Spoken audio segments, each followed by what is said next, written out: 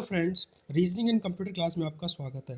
दोस्तों, अभी जैसे नीट का ऑफिशियल आंसर की आने वाला है, तो इस आंसर की के जो डिले होने का रीज़न है वो बच्चे बोल रहे हैं क्या इस आंसर की के डिले होने का रीज़न जो है वो बोनस मार्क्स है या कोई और रीज़न है।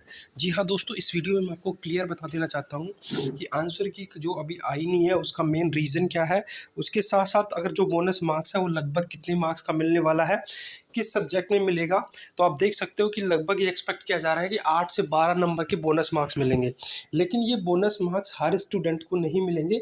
इसका एक एलिजिबिलिटी क्राइटेरिया होता है कि एलिजिबिलिटी मीन्स जैसे आपने क्वेश्चन अटैम्प्ट किया है, तो कौन सा क्वेश्चन अटैम्प्ट किया और क्वेश्चन किस टाइप का था वो बहुत ज़्यादा डिपेंड करता है। और मैं आपको पहले बता रहा हूँ, जिस तरह से इस बार नीट का पेपर आया उस तरह से 8 या 12 नंबर ही नीट की कट ऑफ को चेंज कर देंगे। अगर आपके उन क्वेश्चंस में बोनस मार्क्स मिल जाता है 8 या 12 नंबर के मार्क्स में, तो ऑब्वियसली नीट की कट ऑफ में आप 10-12 नंबर आगे निकलने से मतलब है कि आप 24-25 हज़ार रैंक ऊपर चले जाओगे, क्योंकि एक एक नंबर पे 3-3 हज़ार बच्चे होते हैं। तो ये बहुत ज़्यादा डिपेंड करता है कि आपको बोनस मार्क्स मिले, उसका क्या एलिजिबिलिटी क्राइटेरिया है, क्या आंसर की आने के बाद हमें उसके लिए अप्लाई करना पड़ेगा।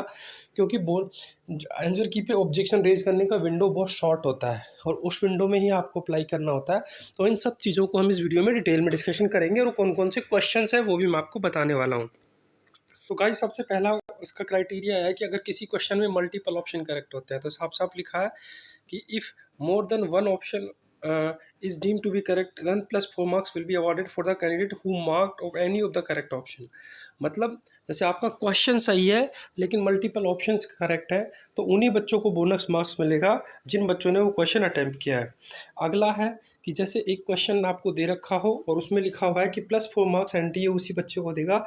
जैसे मान लो कोई क्वेश्चन हो उसमें सारे ऑप्शन करेक्ट हो और आपने कोई एक भी चूज कर दिया हो, तो भी उसमें आपको +4 बोनस मार्क्स मिलेगा। बट कंडीशन क्या है कि क्वेश्चन सही होना चाहिए, आंसर मल्टीपल सही होने चाहिए, मतलब क्वेश्चन भी सही और all of the answer should be correct, तो उस केस में भी आपको मिलता है। तो इन दोनों ऑप्शन में मतलब क्या बताया मैंने आपको, क्वेश्चन सही हो और मल्टीपल आंसर सही हो, उस केस में आपको +4 मार्क्स उन्हीं बच्चों को दिया जाता है जिन्होंने वो क्वेश्चन अटैम्प्ट किया है।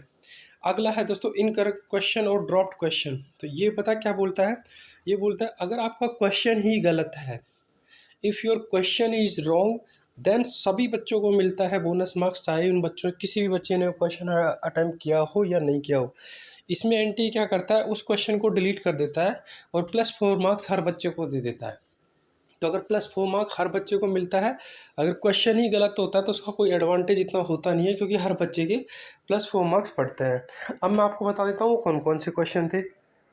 दोस्तों, पहला जो क्वेश्चन इसमें बताया जा रहा है वो एटम्स वाला बताया जा रहा है। तो एक फिजिक्स का जो पेपर हुआ था इसमें क्वेश्चन आया था स्टेटमेंट वाला, और स्टेटमेंट वाले क्वेश्चंस काफ़ी कंफ्यूजिंग होते हैं। तो उसी में ही एक स्टेटमेंट था, atoms are electrically neutral as they contain equal number of positive and negative charges.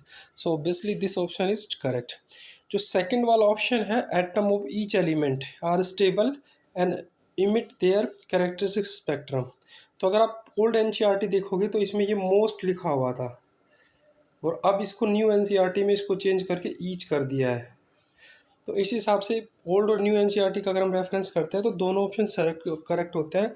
उस केस में इसका ऑप्शन 1 और ऑप्शन 3 दोनों करेक्ट माने जाते हैं, और इस केस में इसके मल्टीपल आंसर करेक्ट होते हैं। तो मल्टीपल आंसर करेक्ट होते हैं, इसका मतलब बच्चे ने एक भी क्वेश्चन अटैम्प्ट किया है तो उसको +4 मार्क्स मिलेंगे, लेकिन जिन बच्चों ने एक भी अटैम्प्ट नहीं किया है इसमें कंफ्यूज होकर उनको कुछ नहीं मिलेगा। तो ये क्वेश्चन था एक फिजिक्स का जो मैंने आपको बताया। अब मैं आपको ले चलता हूँ बायोलॉजी के क्वेश्चन पे। एक क्वेश्चन आया था दोस्तों, माइटोकॉन्ड्रियल क्लोरोप्लास्ट का क्वेश्चन आया था। दैट वाज आल्सो एक like option based question. In this question what was asked कि स्टेटमेंट 1 दिया हुआ है, स्टेटमेंट 2 दिया हुआ है, and they were asking about the implementation approach.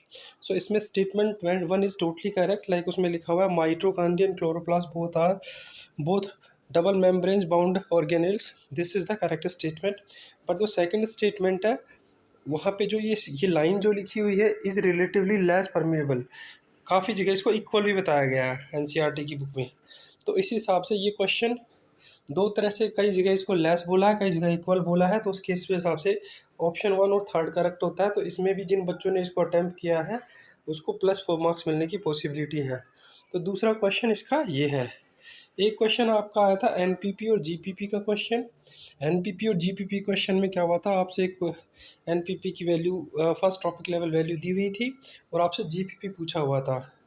अगर आप इसको ओल्ड वाले मेथड सॉल्व करते हैं तो इसका आंसर ये आता है, और न्यू जो एनसीईआरटी में जो फॉर्मूला दिया हुआ है उसके हिसाब से ये आता है। तो इसमें इस क्वेश्चन पे भी बोनस मार्क्स मिलने की संभावना है, तो +4 मार्क्स इसके हैं। तो टोटल अगर तक अभी तक हम एनालिसिस करें तो +4 मार्क्स फिजिक्स में और +8 मार्क्स बायोलॉजी में, टोटल 12 मार्क्स की एक्सपेक्टेशन है कि 12 मार्क्स बोनस में मिल सकते हैं। बाकी एनटीए पे डिपेंड करता है, जब ऑफिशियल आंसर की आएगी तब होगा। लेकिन मैं आपको एक क्लियर बता देना चाहता हूँ कि फाइनल डिसीजन एनटीए का ही होगा, लेकिन ये एक्सपेक्टेड क्वेश्चन है कि इन पे बोनस मार्क्स मिलता है, क्योंकि हर साल नीट में स्टेटमेंट के क्वेश्चन आइदर डिलीट होते हैं या उनके बोनस मार्क्स के ऑप्शन चेंज होते हैं। तो दोस्तों मिलते हैं नेक्स्ट वीडियो में, तब तक के लिए जय हिंद।